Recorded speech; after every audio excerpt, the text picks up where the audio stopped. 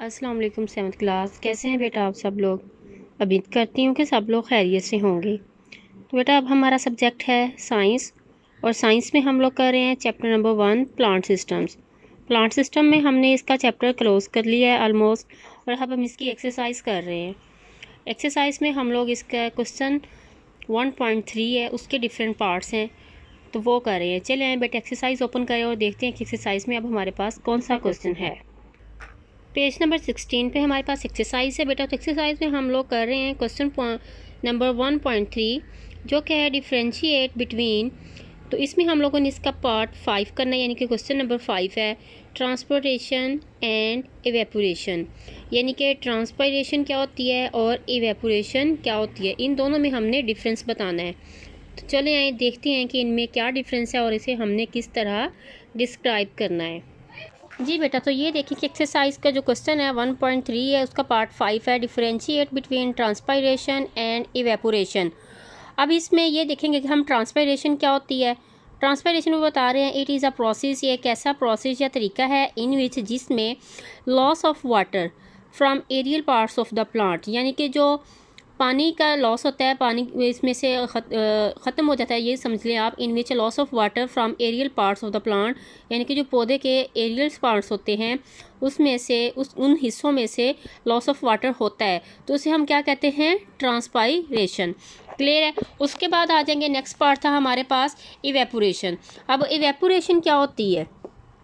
Evaporation को कहते हैं it is a process by which a liquid changes into a gas at its surface. वो कहते हैं कि ऐसा प्रोसेस जिसमें जो लिक्विड होता है हमारा वो चेंज हो जाता है, किस में, गैस में।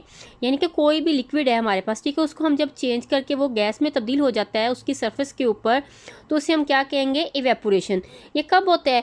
Usually at the temperature below, जबकि उसका टेम्परेचर या दर्जा हरारत जो होता है आमतौर पर कम होता है या उससे नीचे होता है, बिलो इट्स बॉइलिंग पॉइंट्स, यानी कि उसका जो बॉइलिंग पॉइंट होता है उससे कम हो या नीचे हो।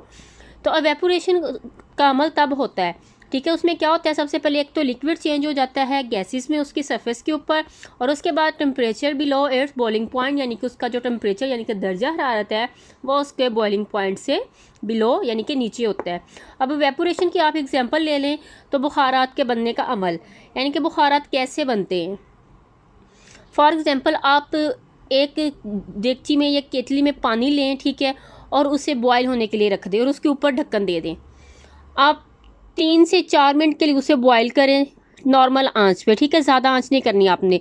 टेम्परेचर भी उन्होंने बताया है ना, बिलो इट्स बॉइलिंग पॉइंट, ठीक है, टेम्परेचर को भी हमने इसमें देखना है।